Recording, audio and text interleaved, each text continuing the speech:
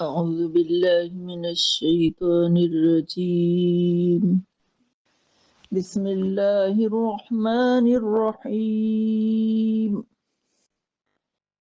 واعلموا أنما غنمتم من شيء فأن لله خمسه وللرسول ولذي القربى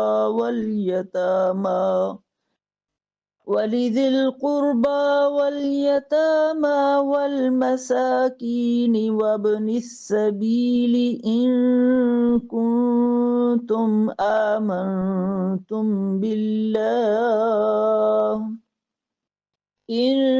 كنتم آمنتم بالله وما أنزلنا على عبدنا يوم الفرقان يوم التقى الجمعان والله على كل شيء قدير. إذ أنتم بالعدوة الدنيا وهم بالعدوة القصوى والركب أسفل منكم ولو تواعدتم لاختلفتم في الميعاد ولكن ليقضي الله أمرا كان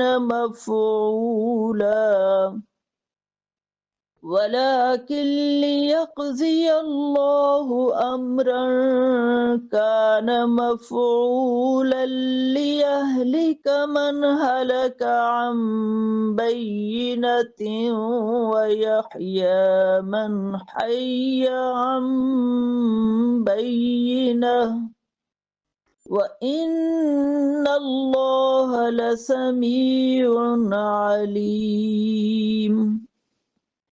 إذ يريكهم الله في منامك قليلا ولو أراكهم كثيرا لفشلتم ولتنازعتم في الأمر ولكن الله سلم إنه عليم بذات الصدور.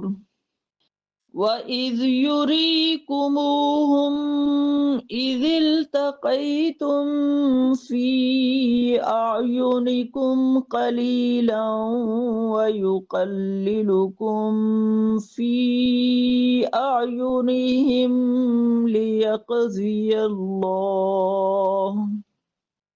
ليقضي الله أمرا كان مفعولا وإلى الله ترجع الأمور.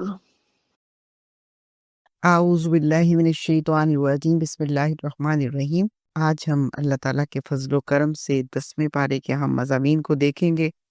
اس پارے میں سورہ الانفال کا بقیہ حصہ ہے اور سورہ توبہ کی 93 آیات ہیں۔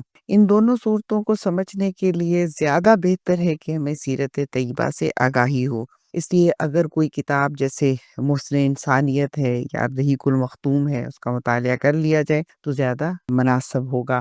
سورہ الانفال کی آیت نمبر 60 ہے، اس کے اندر اس کا ترجمہ ہے کہ اللہ تعالیٰ فرماتے ہیں اور تم لوگ جہاں تک تمہارا بس چلے زیادہ سے زیادہ طاقت اور تیار بندے رہنے والے گھوڑے ان کے مقابلے کے لیے مہیا رکھو تاکہ اس کے ذریعہ سے اللہ کے اور اپنے دشمنوں کو اور ان دوسرے دشمنوں کو خوف زدہ کر دو جنہیں تم نہیں جانتے مگر اللہ جانتا ہے۔ اللہ کی راہ میں جو کچھ تم خرچ کرو گے اس کا پورا پورا بدل تمہاری طرف پلٹایا جائے گا اور تمہارے ساتھ ہرگز بھی ظلم نہ ہوگا۔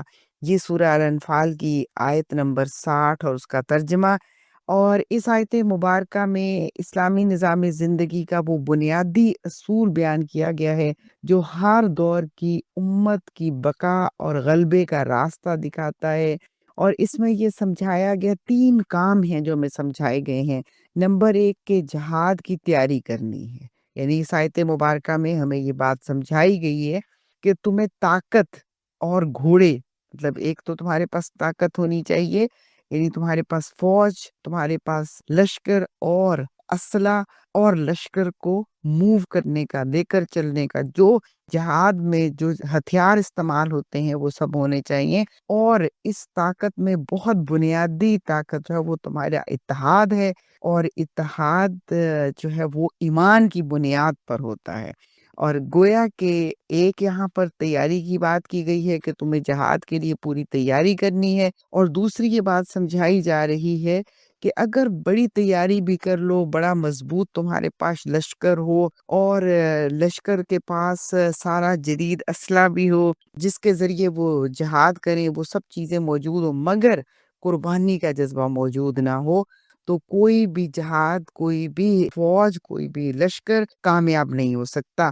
لیکن تیسری بات یہ سمجھائی جا رہی ہے کہ ان سب کے لیے ممکن کیسے ہوگا، یعنی ظاہر ہے کہ لشکر کی تیاری کے لیے، اسلحے کی تیاری کے لیے، اور پھر راستے کے سفر کے لیے، سب کے لیے وسائل تو چاہیے ہیں، اور تمام وسائل کس سے آئیں گے؟ پیسے سے آئیں گے۔ تو انفاق، تیاری، قربانی اور انفاق اس آیت مبارکہ کے 3 موضوعات ہیں، اور یہ آیت مبارکہ نازل ہوئی ہے غزوہ تبوک کے تناظر میں، اور غزوہ تبوک 9 ہجری میں پیش آیا، جبکہ سخت گرمی کا موسم تھا، راستہ طویل تھا، کیونکہ ظاہر ہے مدینہ منورہ سے تبوک کا مقام کافی دور ہے، فاصلہ زیادہ ہے، اور سخت گرمی، اور اس وقت میں جبکہ قحط کے بعد فصل پک کے تیار ہو چکی تھی اور فصل کاٹنے کا وقت تھا، اور ایسے وقت میں کہ جب فصل کاٹنے کا وقت تھا تو فصل کاٹنے کی بجائے جنگ کے لیے، جہاد کے لیے روانہ ہونا، یہ ایک بہت بڑا امتحان تھا۔ غزوہ تبوک کو جیش الاسرا بھی کہا گیا ہے، اور اس لیے کہ یہ تنگی کے وقت میں، یعنی بڑی پریشانی کا وقت، ایک تو موسم سخت، اور دوسرا قحط کے بعد فصلیں تیار ہوئیں، اور تیسرا ایک بڑے دشمن کے ساتھ، رومی سلطنت کے ساتھ مقابلہ ہے۔ یہ وہ لمحہ تھا جب ایمان صرف زبان نہیں بلکہ عمل مانگ رہا تھا۔ اس موقع پر انفاق کی ایسی بڑی بڑی مثالیں ہیں جس پر انسانیت حیران رہتی ہے۔ حضرت عثمان غنی رضی اللہ تعالیٰ عنہ نے 300 اونٹ مکمل ساز و سامان کے ساتھ جہاد کے اس جہادی لشکر کے لیے ڈونیٹ کر دیے، اور 1000 دینار نبی صلی اللہ علیہ وسلم کی جھولی میں ڈال دیے۔ حضور صلی اللہ علیہ وسلم نے فرمایا، آج کے بعد عثمان کو کوئی چیز نقصان نہیں پہنچا سکتی۔ اسی طرح حضرت عمر فاروق رضی اللہ تعالیٰ عنہ اپنے گھر کا آدھا مال لے آئے، اور سوچا کہ آج ابو بکر صدیق رضی اللہ تعالیٰ عنہ سے سبقت لے جاؤں گا، اور جب حضرت ابو بکر صدیق رضی اللہ تعالیٰ عنہ کا وقت آیا تو وہ اپنے گھر کا سارا مال لے آئے۔ پوچھا گیا گھر والوں کے لیے کیا چھوڑا ہے؟ فرمایا اللہ اور اس کے رسول کا نام چھوڑایا ہوں۔ تو اسی طرح وہ صحابہ کرام جو غریب تھے، جن کے پاس مال و دولت نہیں تھا، سرمایہ نہیں تھا، کچھ دینے کے لیے پاس نہیں تھا، لیکن وہ اپنی جان قربان کرنے کے لیے بے چین تھے، مگر کچھ دے نہیں پا رہے تھے، اس لیے آنکھوں سے آنسو بہ رہے تھے کہ ہم اس راہ میں انفاق نہیں کر پا رہے۔ یہی قرآنی انفاق ہے جو اصل قرآن سمجھا رہا ہے۔ اصل دولت کیا ہے؟ وہ دل کی دولت ہے، کہ جس کے اندر انسان کی محبت موجود نہ ہو، وہ راہ خدا میں خرچ کرنے کے لیے ہر وقت انسان تیار رہے۔ غزوہ تبوک ہمارے لیے کچھ چیزیں جو سمجھا رہا ہے، نمبر 1 کہ فوج کی تیاری ہو، ساز و سامان ہو، سفر کی مشقت جو بھی ہو، تو اس کو برداشت کرنا مومن کا کام ہے۔ اب ہر وقت کا جہاد فرق ہے نا، اس وقت میں ایک ساز و سامان والا لشکر چاہیے تھا، اسلحہ چاہیے تھا، اور آج کس بات کی ضرورت ہے؟ آج دشمن کے مقابلے کے لیے اس چیز کی ضرورت ہے کہ بہت بڑی تعداد پکے اور سچے راسخ عقیدے اور ایمان والی ایک پورا کا پورا ایک بڑی جماعت ہو، اور اس کو ہمیں سپورٹ کرنا، اور زیادہ سے زیادہ لوگوں کو ایسی اجتماعیت کے اندر، جماعت اسلامی جیسی اجتماعیت کے اندر شامل ہونا، اور اسے قوت دینا، اور اس کو جس مقصد کے لیے کھڑی ہے کہ حاکمیت الہیہ کے قیام کے لیے، اقامت دین کے لیے، زیادہ سے زیادہ مال صرف کرنا، اپنا وقت دینا، اپنی جان لگانا، یعنی اپنی صلاحیتیں لگانا، یہ بہت ضروری ہے، کیونکہ غزوہ تبوک میں جہاد کا کیا مقصد تھا؟ اپنے دین کی حفاظت، دشمن کو شکست دینا، اب مسلمانوں کی حفاظت، اپنے جغرافیے کی حفاظت، اپنی سرحدوں کی حفاظت، اور پھر اس کے ساتھ ساتھ یہ کہ جو کفر کا لشکر ہے، کفار ہیں، ان کی جو باطل قوتیں اور مسلمانوں کو جو ان سے خطرہ تھا اس سے محفوظ کرنا تھا۔ اور یہی مقاصد آج کے اس جمہوریت کے دور میں جو رائے عامہ یعنی لابنگ، لوگوں کو تیار کرنا، دین اسلام سب تک پہنچانا، دعوت دینا، اور دعوت دے کر اس بات پر آمادہ کرنا کہ سب دین اسلام کو دل کے ساتھ اختیار کریں، باعمل مسلمان بنے، اور متحد ہو کر اس جو بھی غیر اسلامی چیزیں ہیں ان کو ختم کر دیں، اور جو ظلم اور جبر کا نظام ہے اسے ختم کر کے ایسا سسٹم پاکستان کے اندر لایا جائے جہاں پر انسانوں کے مسائل حل ہوتے ہوں۔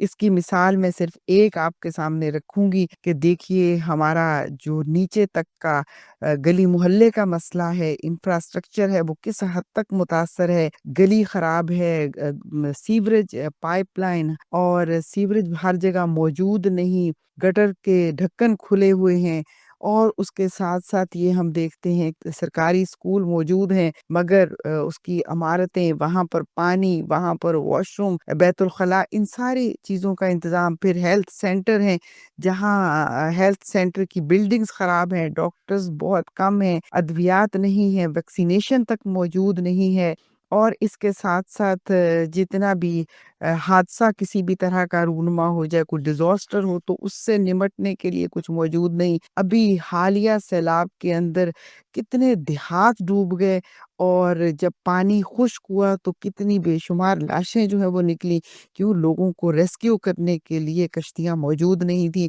یہ سب کیا یہ ظلم نہیں ہے؟ اس ظلم کے نظام کو بدل کے ایسے حکمرانوں کو لے کر آنا جو مال کو عوام کی ضرورت کے لیے خرچ کریں، کرپشن پر نہ لگائیں، اپنی نسلوں کو سنوارنے پہ نہیں بلکہ جو عوام ہے ان کے اوپر خرچ کریں اور ان کی بنیادی ضرورتیں پوری کریں اور ان کی حفاظت کریں۔ یہی سبق ہمیں غزوہ تبوک میں ملتا ہے۔ جب مسلمان ایک بڑا لشکر لے کر گئے اور تیاری کے ساتھ گئے تو کیا ہوا؟ دشمن گھبرا گیا، دشمن پر روب پڑا، اور رومی بغیر لڑے واپس چلے گئے۔ مسلمانوں کو فتح نصیب ہوئی اور بغیر کسی نقصان کے ہوئی۔ اللہ تعالیٰ کا وعدہ پورا ہو گیا۔ آج بھی دراصل اسی جذبہ ایمانی کی ضرورت ہے، تو اس لیے یہ بہت اہم سبق ہے ہمیں جو اس سے ملتا ہے۔ اس کے بعد ہم سورہ توبہ کی طرف آتے ہیں۔ سورہ توبہ ایک واحد سورت ہے جس کے آغاز میں بسم اللہ نہیں لکھی گئی۔ کیوں نہیں لکھی گئی؟ کہ یہاں پر اللہ کے حتمی فیصلے یعنی اعلان برات کس کے ساتھ؟ کافروں کے ساتھ، مشرکوں کے ساتھ، جن کے ساتھ معاہدے تھے، ان کے معاہدوں سے اعلان برات کی گئی ہے، اور یہ دراصل حق اور باطل کے یہ آخری امتیاز کی جو صورت ہے۔ یہ صورت اس وقت میں نازل ہوئی جب اسلام ایک ریاست بن چکا تھا، جزیرہ عرب میں فیصلہ کن مرحلہ آ چکا تھا، منافقین، مشرکین اور کمزور ایمان رکھنے والوں کی حقیقت ظاہر ہونا تھی، غزوہ تبوک کا مرحلہ بھی درپیش تھا۔ یہ صورت دراصل اسلامی معاشرے کی تطہیر، امت کی سیاسی اور اخلاقی صف بندی کا اعلان ہے۔ سورہ توبہ کی اہمیت اس سے اندازہ ہو سکتا ہے کہ اسلامی ریاست کا آئینی منشور ہے۔ اس سورہ مبارکہ کے ذریعے منافقین کا پورا جو ہے وہ راز فاش ہو گیا، منافقت کا پردہ چاک ہو گیا۔ اس سورہ مبارکہ میں جہاد، انفاق اور اطاعت کی اعلیٰ تربیت ہے۔ امت کو عالمی قیادت کے لیے تیار کرنا مقصود تھا، لہٰذا اس سورہ مبارکہ کے ذریعے امت کو یہ سمجھایا گیا ہے کہ تم سپر پاور ہو، تمہیں پوری دنیا کی قیادت کرنا ہے، تم سپر پاور بنو، اس مقام پر پہنچو، اپنے پاس تمہارے ایمان بھی مضبوط ہو، تمہارے پاس طاقت قوت بھی ہو، اور تم متحد بھی ہو، تمہارے پاس سرمایہ بھی ہو۔ اس کے لیے جان بھی لگاؤ، مال بھی لگاؤ، وقت بھی لگاؤ۔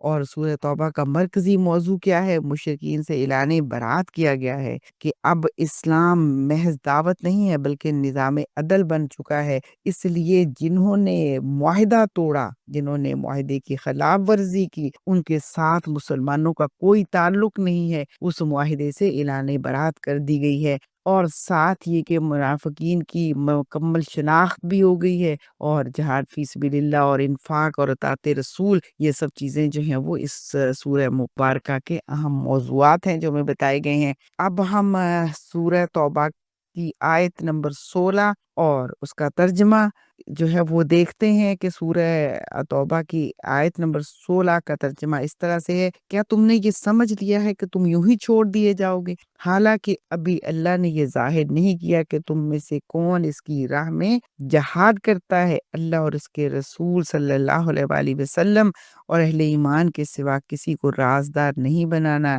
اور اللہ تمہارے اعمال سے پوری طرح باخبر ہے۔ اس مضمون کے ذریعے یہ بتایا گیا ہے کہ ایمان کوئی دعویٰ نہیں ہے بلکہ ایک امتحان ہے۔ اس سورہ کی یہ آیت ایمان والوں کو جھنجھوڑ کر یہ حقیقت بتاتی ہے کہ اللہ کے دین کے ساتھ وابستگی کا اعلان آسان ہے، لیکن اس اعلان کو سچ ثابت کرنا قربانی اور آزمائش مانگتا ہے۔ اللہ تعالیٰ صاف فرما رہے ہیں کہ تمہیں یوں ہی چھوڑ نہیں دیا جائے گا۔ کیسے نہیں چھوڑ دیا جائے گا؟ تمہاری آزمائش ہوگی، تمہاری سچائی، تمہاری وفاداری، تمہاری قربانی، سب کچھ آزمایا جائے گا، دیکھا جائے گا کہ تم کتنے اپنے دعوے میں سچے ہو، کتنی اپنی وفاداری میں سچے ہو۔ جو تم ایک عہد کر بیٹھے ہو، جو تم دعویٰ کر رہے ہو، جو تم اعلان کر رہے ہو، کیا جب وقت آیا ہے تو اس کے مطابق تم قربانی دے سکتے ہو؟ اس آیت مبارکہ میں یہ بھی سمجھایا گیا ہے کہ راہ حق پر چلنے والا شخص لازماً امتحان سے گزرتا ہے۔ امتحان کس چیز کا ہے؟ مال کا، جان کا، تعلقات کا، مقام کا، سہولتوں کا، ہر چیز پرکھی جاتی ہے۔ یہ آزمائش اس لیے نہیں کہ اللہ کو علم نہیں ہے۔ اللہ کو علم ہے کہ میں اور آپ کتنے ثابت قدم ہیں۔ اللہ کے علم میں ہے کہ میں اور آپ وقت پڑنے پر حق کا کتنا ساتھ دے سکتے ہیں۔ اللہ کے علم میں ہے کہ میں اور آپ اپنا وقت اور مال اور صلاحیتیں رائے خدا میں اللہ کے دین کو سر بلند کرنے کے لیے، اللہ کے کلمے کو اونچا کرنے کے لیے کتنی لگا سکتے ہیں۔ اس کے باوجود آزمائش ہے، اس لیے آزمائش ہے کہ خود انسان اس سے غافل ہے، میں اور آپ غافل ہیں، ہمیں پتہ نہیں کہ ہم کتنی قربانی دے سکتے ہیں۔ لہٰذا ہم پر یہ واضح ہو جانا چاہیے کہ ہماری استطاعت کتنی ہے، اور یہ واضح ہونا کس لیے ضروری ہے؟ تاکہ ہم امپروو کر سکیں اپنے ایمان کو، اپنی استقامت کو، اپنی ثابت قدمی کو، اپنے صبر کو، اپنی اصرار کو، اپنی قربانی کو، کیونکہ یہی وہ سرمایہ ہے جو آخرت میں ہمارے کام آئے گا۔ باقی سب چیزیں دنیا میں باقی رہ جائیں گی۔ اس لیے یہ اللہ تعالیٰ بتا رہے ہیں کہ تمہیں آزمایا جائے گا، کہ تمہیں تمہارا تمہاری صورتحال، تمہاری حقیقت تم پر واضح ہو جائے، اور جب واضح ہو جائے تو تم اس کو بہتر کرنے کی پوری کوشش کرو، کیونکہ مستقل انسان جو ہے وہ اس کے اوپر یہ بات رہنی چاہیے کہ وہ ہمیشہ اپنے آپ کو پہلے سے بہتر کرتا رہے۔ حضور صلی اللہ علیہ وسلم نے فرمایا، تباہ ہو گیا وہ شخص جس کا آج اس کے کل سے بہتر نہ ہوا۔ تو ہمیں مستقل بنیادوں پر اپنی بہتری کی کوشش کرنے کی ضرورت ہے۔ غزوہ تبوک کے موقع پر یہی آزمائش سامنے آئی کہ گرمی کی شدت، سفر کی مشقت، مال کی کمی، دشمن کی طاقت، ہر چیز نے ایمان کی حالت کو بالکل واضح کر دیا۔ منافق بہانے بنا کر پیچھے رہ گئے، مختلف بہانے بنائے، اور مخلص ایمان والے ہر قیمت پر نکل کھڑے ہوئے۔ راہ حق میں ثابت قدمی اس لیے ضروری ہے کیونکہ حق کا راستہ صرف سچ کا نہیں بلکہ قربانی کا راستہ ہے۔ جو آزمائش کے وقت ڈگمگا جائے وہ دعویٰ تو رکھتا ہے مگر ایمان کی روح سے محروم ہے۔ ثابت قدمی دراصل اللہ کے ساتھ وفاداری کا اعلان ہے۔ یہ وہ لمحہ ہوتا ہے جب انسان دنیا کی سہولتوں اور اللہ کی رضا میں سے کسی ایک کو چنتا ہے۔ تو اس لیے یہ بہت ضروری ہے کہ اس کی سمجھ جو ہے وہ ہمیں آ جائے۔ حضرت ابوبکر صدیق رضی اللہ تعالیٰ عنہ، حضرت عمر فاروق رضی اللہ تعالیٰ عنہ اور حضرت عثمان غنی رضی اللہ تعالیٰ عنہ اور غریب صحابہ جن کی آنکھوں سے آنسو بہہ رہے تھے، وہ سب ہمارے لیے نمونہ ہے کہ اسی طرح ہمیں اپنی زندگی کو آگے لے کر چلنا اور اپنے ایمان کو بڑھانا ہے۔ اگر آزمائش نہ ہو تو پھر ایمان صرف ایک خیال بن کر رہ جاتا ہے۔ آزمائش ہی ہے جو انسان کے ایمان کو ثابت کرتی ہے، لیکن اگر انسان آزمائش کے وقت میں اپنا آرام، اپنی عزت، اپنا مال، اپنی جان حق کی راہ میں نہیں لگا دیتا تو پھر کیا ہے؟ پھر یہ آزمائش ہے کہ وہ گویا کہ اس آزمائش میں ناکام ہو گیا۔ اگر لگا دیا تو اس کا مطلب ہے کہ ایمان زندہ ہے۔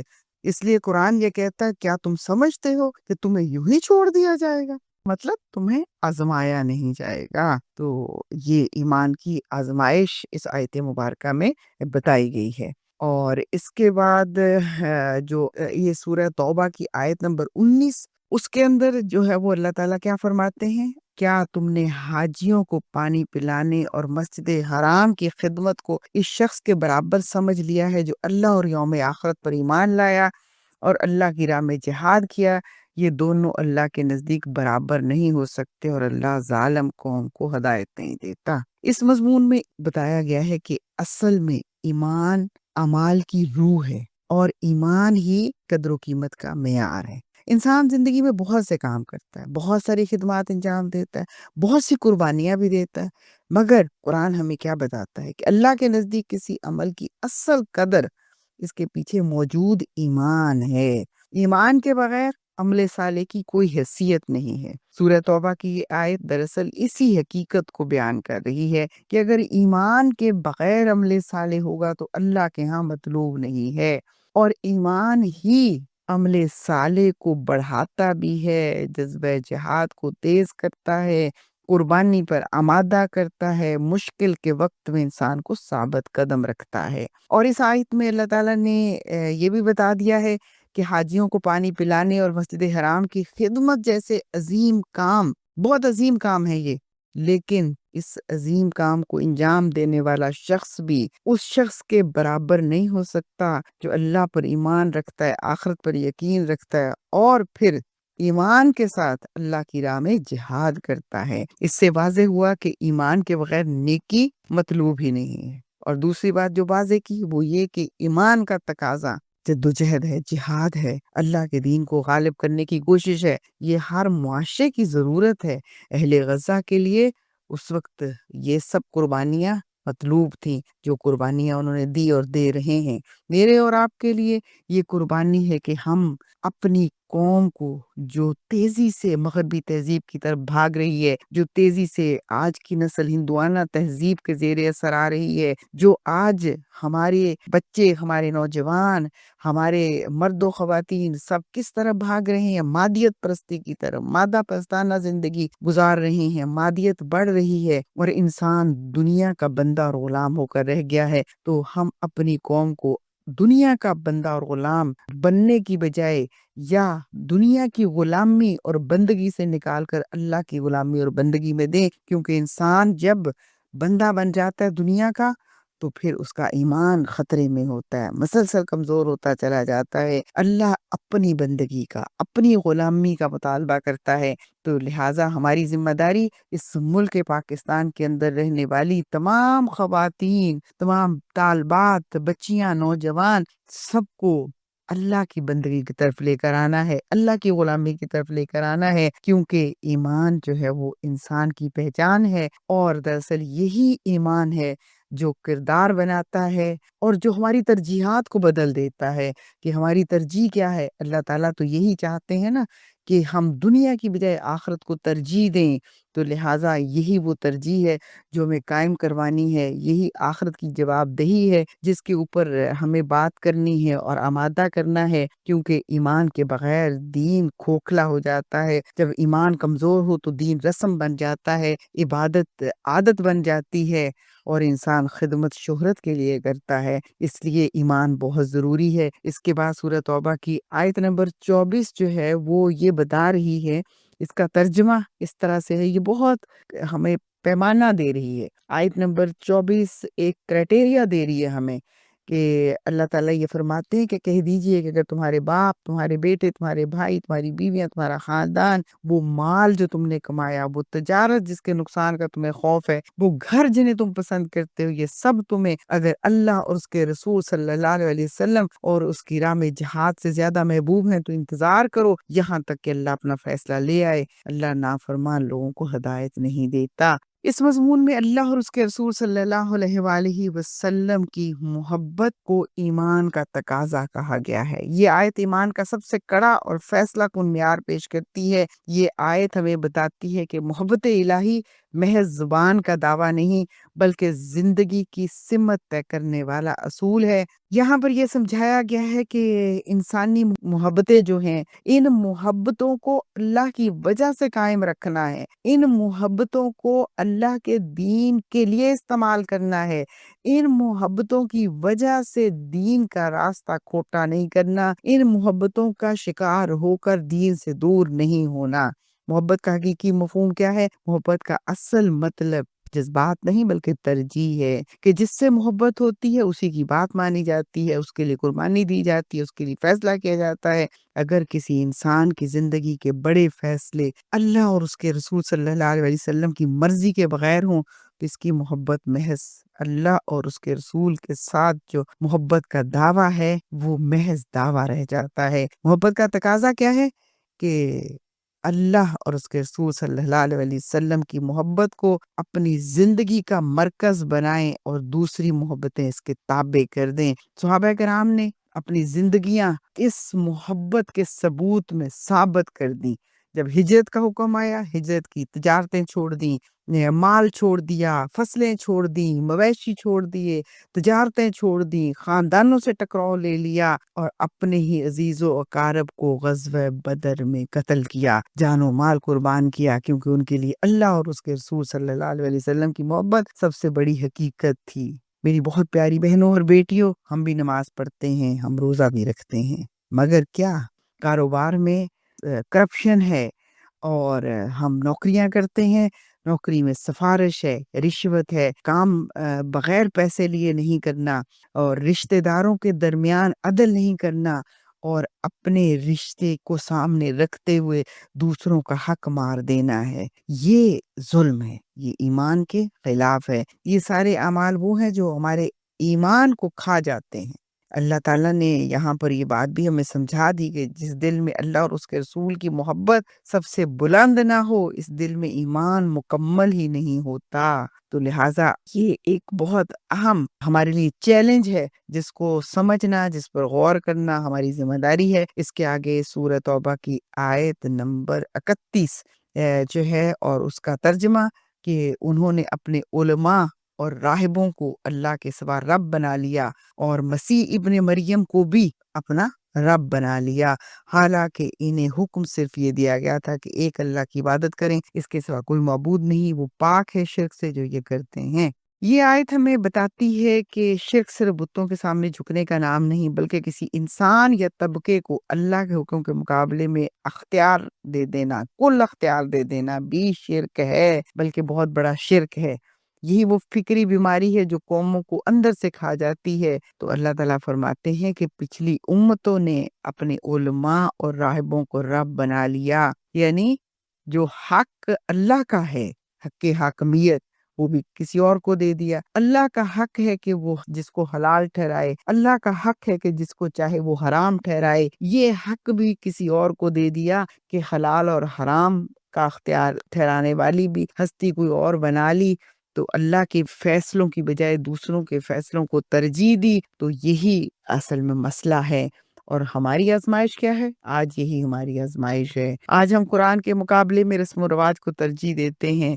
سیاست ہو، معیشت ہو، سماجی دباؤ، یہ سب ہر معاملے میں سماجی دباؤ ہمارے لیے مسئلہ بن جاتا ہے۔ ہم حق کا ساتھ دینے کی بجائے سماجی معاشرتی دباؤ میں آ کر غیر حق کا ساتھ دیتے ہیں۔ اس میں بہت بڑا مسئلہ، جیسے اب خاندان ہے، برادری ہے، کسی نے کوئی ہمارے کام آ گیا تھا، ہمارے بڑوں کے کوئی کام آ گیا تھا، اس نے فلاں کے ساتھ یہ کیا تھا۔ جو اتنی بڑی امانت ہمارے پاس ووٹ کی امانت ہے، اور جس کو ہم اقتدار پہ لے کر آئیں گے اپنے ووٹ کے ذریعے، اور وہ اگر ایسا کرپٹ اور ایسا بے ایمان شخص ہوگا، اور جو انسانوں پر ظلم کرتا ہے، اور جو اپنی سیٹ پر بیٹھ کر لوگوں کا حق نہیں دیتا، تو جب تک وہ گناہ کرتا رہے گا، اور اس کو لانے والے جنہوں نے اس کے حق میں ووٹ کیا، اور خواہ وہ کوئی بھی وجہ تھی، برادری تھی، خاندان تھا، تعلق داری تھی،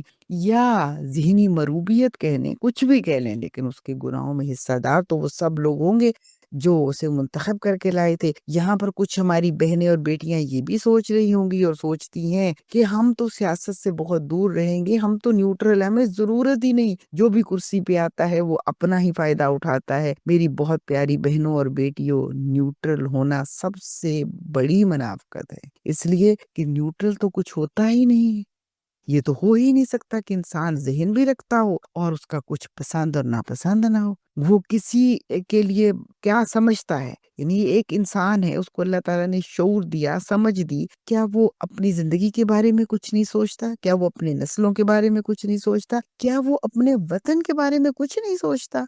ایسا تو نہیں ہے۔ کیا اس کی کوئی پسند نہیں ہے یا ناپسند نہیں ہے؟ ایسا تو ہے۔ تو اس کا مطلب ہے کہ نیوٹرل ہونا دراصل اپنے آپ کو دھوکہ دینا ہے، اپنی قوم کو دھوکہ دینا ہے، اپنے نظریے کو دھوکہ دینا ہے، اپنے ایمان کو دھوکہ دینا ہے۔ اس لیے نیوٹرل ہونا سب سے بری بات ہے۔ سوچئے کہ آپ کے نزدیک حق کیا ہے، آپ کے نزدیک باطل کیا ہے۔ جو حق ہے اس کا ساتھ دیجئے، جو باطل ہے کسی معاشرتی دباؤ میں آ کر اس کا ساتھ نہیں دیجئے۔ تو اس آیت مبارکہ کا یہ بڑا اہم موضوع ہے۔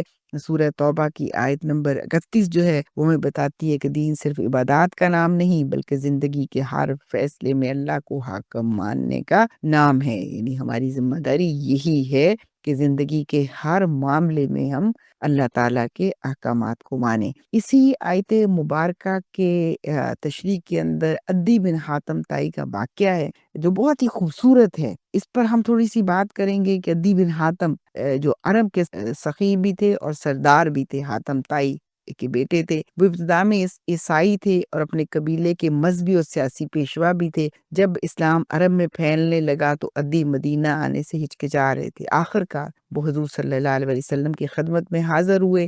نبی کریم صلی اللہ علیہ وسلم نے سورہ توبہ کی یہ آیت تلاوت فرمائی تو عدی نے فوراً عرض کیا، یا رسول اللہ، ہم تو اپنے علماء اور راہبوں کی عبادت نہیں کرتے تھے۔ نبی صلی اللہ علیہ وسلم نے فرمایا، کیا وہ تمہارے لیے حلال کو حرام اور حرام کو حلال نہیں کہہ دیتے تھے اور تم ان کی بات مان لیتے تھے؟ عدی نے جواب دیا، جی ہاں ایسا ہی تھا۔ نبی کریم صلی اللہ علیہ وسلم نے فرمایا، بس یہی ان کی عبادت تھی۔ عدی کے دل پر یہ بات اثر کی، یہ جملہ ان کے دل میں اتر گیا۔ انہوں نے فوراً سمجھ لیا کہ اصل شرک بت پرستی ہی نہیں ہے بلکہ اختیار کس بات کا، کہ شریعت کی تشریح کا اختیار انسان اپنے پاس لے لے۔ تشریح سے مراد حلال کو حرام کرنے اور حرام کو حلال کرنے کا اختیار اپنے پاس لے لے، جبکہ اسلام یہ چاہتا ہے کہ اللہ کا کلام جو ہے اس کی وضاحت اللہ کا حق ہے۔ کسی چیز کو حلال و حرام کرنا اللہ کے اختیار میں ہے، کوئی اور اس اختیار کو نہیں لے سکتا۔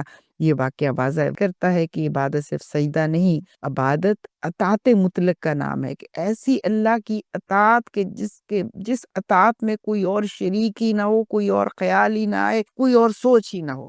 قانون سازی کا اختیار صرف اللہ کے پاس ہے۔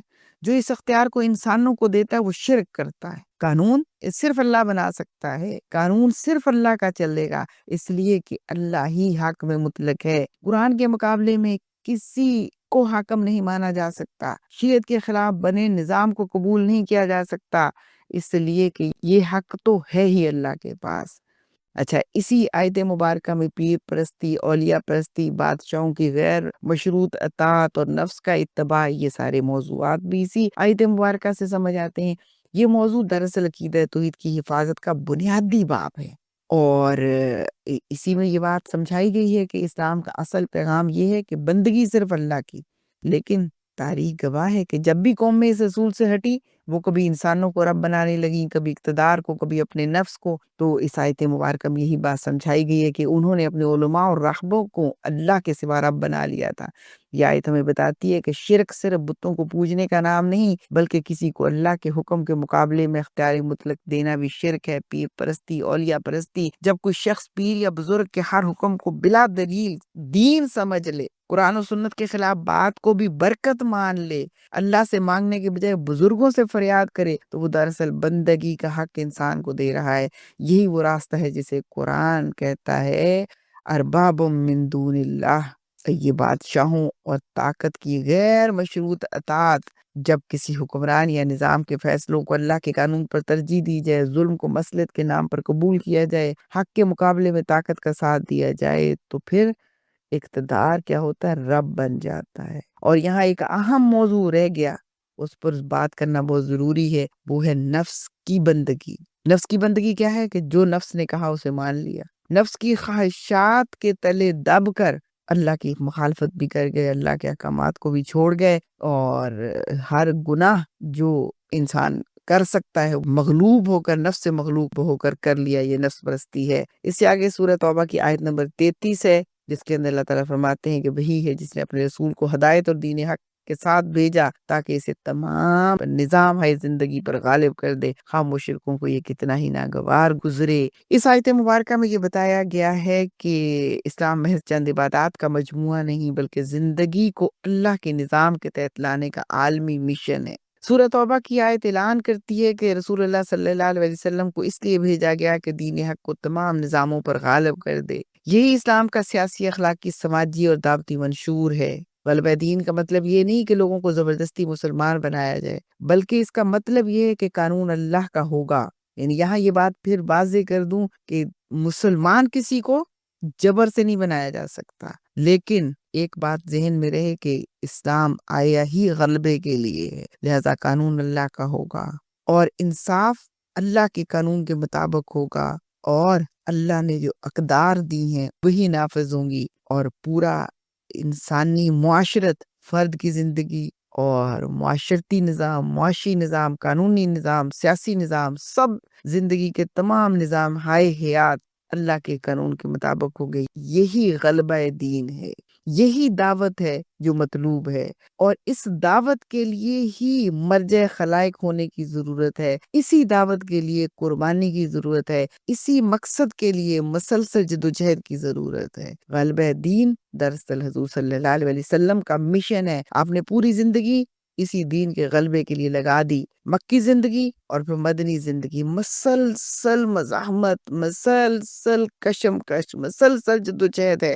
عقیدے کی بات ہے، اللہ کی وحدانیت کی بات ہے، عقیدہ رسالت کی اور عقیدہ آخرت، عقائد کی درستگی کی، اور ساتھ ساتھ یہ کہ جو غلط چیزیں موجود تھیں ان کو بے نقاب کیا، اور جو درست تھا وہ بتایا، لوگوں کو متحد کیا، کلمے کے نیچے اکٹھا کیا، اور پھر جب ضرورت پڑی تو ہجرت کی، سب مال جان، عزیز اقارب سب چھوڑ کے ہجرت کی، عزیز و اقارب بھی چھوڑ دیے، مال بھی چھوڑ دیا، گھر بھی چھوڑ دیے، جائیدادیں بھی چھوڑ دی، خالی ہاتھ مسلمان ہجرت کر کے گئے۔ پہلے ہجرت حبشہ، پھر ہجرت مدینہ، اور پھر مدینہ منورہ میں اسلامی ریاست قائم کر دی، پھر اس اسلامی ریاست کا دفاع کیا۔ غزوہ بدر ہے، غزوہ احد ہے، غزوہ احزاب ہے، غزوہ تبوک ہے، اور پھر نتیجہ یہ نکلا کہ فتح مکہ فتح ہو گیا، اور پھر نتیجہ یہ نکلا کہ دین غالب ہو گیا۔ یہ مشن حضور صلی اللہ علیہ وسلم کے ساتھ مکمل ہوا، مگر ختم نہیں ہوا، بلکہ آپ صلی اللہ علیہ وسلم نے یہ مشن اپنی امت کے حوالے کر دیا۔ ہر دور کے مسلمانوں کی ذمہ داری ٹھہری کہ وہ باطل نظاموں کو چیلنج کریں، باطل نظام کو چیلنج کریں، اور عوام الناس کو سمجھائیں، لوگوں کو سمجھائیں کہ غلط کیا ہے، صحیح کیا ہے، عدل و انصاف کا نظام قائم کریں، ظلم، استحصال اور فساد کا خاتمہ کریں، یہی جہاد ہے۔ تو آج اگر ہماری امت کے حالات کو دیکھیں تو ہماری کمزوری کی وجہ کیا ہے؟ ہم نمازیں بھی پڑھتے ہیں، ہم روزے بھی رکھتے ہیں، ہم حج بھی کرتے ہیں، ہم عمرے بھی کرتے ہیں، ہم زکوٰۃ بھی دیتے ہیں، اور جب کسی پر وقت آتا ہے، خواہ وہ پاکستانی ہو، خواہ وہ کسی دنیا کے حصے میں رہتا ہو، پوری دنیا کے اندر ہم مسلمانوں کے لیے درد دل بھی رکھتے ہیں، ان کے لیے خرچ بھی کرتے ہیں، ان کی ضرورتوں کو بھی دیکھتے ہیں، لیکن اس کے باوجود ہم کمزور ہیں۔ اس لیے کمزور ہیں کہ غلبہ دین جو مطلوب ہے وہ ہمیں بھول گیا ہوا ہے، ہم اسے فراموش کر بیٹھے ہیں، اور جب غلبہ دین کا جو فلسفہ ہے جب ہم نے اسے فراموش کیا تو ہم کمزور ہو گئے، ہم ذلیل ہو گئے، ہم رسوا ہو گئے۔ اس لیے غلبہ دین کی کوشش ہمارے اوپر فرض ہے، اور اس ذمہ داری کو ادا کیے بغیر کوئی بھی عبادت قبول نہیں ہو سکتی، لہٰذا اس ذمہ داری کو ہمیں پورا کرنا ہے۔ سورہ توبہ کی روشنی میں منافقین کا کردار بھی ہے جو ہمیں بتاتا ہے کہ ہمیں اس کردار سے بچنا ہے۔ سورہ توبہ دراصل ایمان اور نفاق کے درمیان آخری حد فاصل ہے۔ یہ سورہ اس مرحلے پر نازل ہوئی جب اسلامی معاشرہ فیصلہ کن مقام پر پہنچ چکا تھا۔ اب صرف زبان کا ایمان کافی نہیں تھا، اب عمل، قربانی اور وفاداری کا وقت تھا۔ غزوہ تبوک کسی آزمائش کا میدان بنا جہاں مومن اور منافق کھل کر سامنے آ گئے۔ یہ مہم سخت ترین حالات میں تھی، شدید گرمی، طویل سفر، وسائل کی قلت، رومی سلطنت جیسا عظیم دشمن۔ اب یہاں سمجھایا گیا کہ دیکھو، سورہ توبہ کی آیت نمبر 81 کا ترجمہ ہے، کہہ دو جہنم کی آگ اس سے زیادہ گرم ہے، کہ گرمی سے ڈر کے بیٹھو گے تو جہنم کی آگ اس سے بھی زیادہ گرم ہے۔ انفاق کی ضرورت تھی، صحابہ نے اللہ کی راہ میں مال لاتے تھے تو یہ منافق کیا کرتے تھے؟ مذاق اڑاتے تھے، میروں کے صدقے کو ریا کہتے تھے، غریبوں کے چند کھجوروں پر ہنستے تھے۔ اللہ تعالیٰ نے 79 نمبر آیت میں فرمایا کہ اللہ ان کا مذاق اڑاتا ہے، یہ ان کا تو اللہ ان کا مذاق اڑا رہا ہے۔